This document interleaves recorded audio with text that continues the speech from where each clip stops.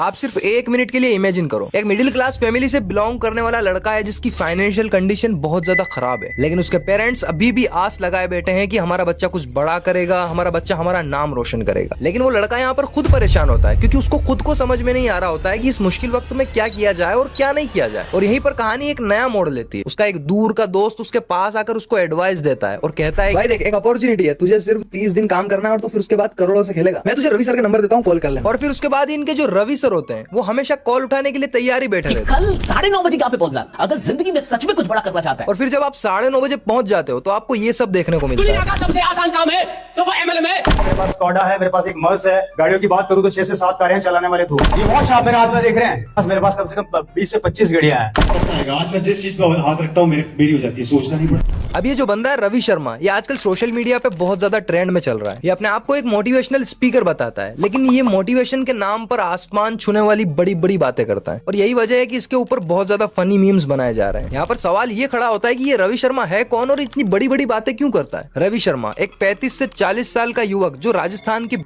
District से belong करता है। जैसा कि मैंने आपको बताया कि ये अपने आप को एक मोटिवेशनल स्पीकर बताता है, लेकिन अपने सेमिनार्स में लोगों को अपना एक फेक चेहरा दिखाता है, जिसमें ये कहता है कि मेरे पास तो BMW, ऑडी और रोल्स रॉयस जैसी कार। मेरे पास स्कॉडा है, मेरे पास एक मर्स है। गाड़ियों की बात करूं तो 6 से 7 कारें चलाने वाले दो हैं। आधे टाइम गाड़ी का इंजन बैठा रहता है, एक आदमी लगा रखा है, सिर्फ वो एक ही काम करता है, बैटरियां लाता है, चार्ज करता है, बैटरियां लाता है, चार्ज करता है, चला। और एक जगह तो इसने कह दिया कि मेरे पास 500 प्राइवेट जेट्स हैं। और अपने हर सेमिनार में कहता है कि मेरा 100 करोड़ का टर्नओवर है जिस पर मैं मंथली 6 लाख का GST पे करता हूँ। अगर बिजनेस टर्नओवर की बात करते हैं आप लोग तो मेरा मंथली टर्नओवर 100 करोड़ से ऊपर रहता है पॉइंट वैल्यू। और लोग इसकी बातों पर यकीन कर लेते हैं और इसके ट्रैप में फंस जाते हैं। हालांकि इसकी बातों में जरा सा भी सेंस नहीं है। कभी तो ये कहता है कि मेरा 100 करोड़ का टर्नओवर है और कभी कहता है कि मेरा रोल्स रॉयस जैसी कार लेने का सपना है। अब यहाँ पर भी इसका झूठा चेहरा खुलेआम देखा जा सकता है। और जब मीडिया वालों को इसके बारे में पता चला तो उन्होंने इसको कॉल कर बहुत सारे सवाल पूछे। 100 करोड़ की नेटवर्थ है सर आपकी?